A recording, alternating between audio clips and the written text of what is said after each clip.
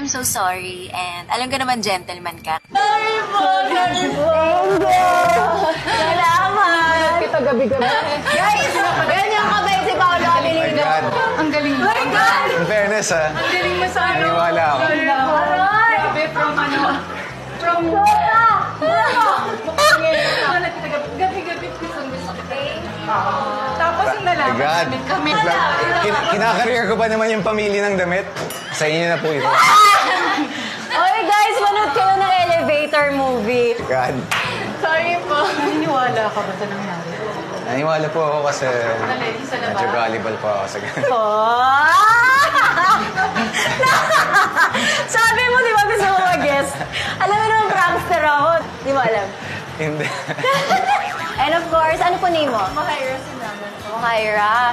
And kayo po? Tita Win, 62 years old.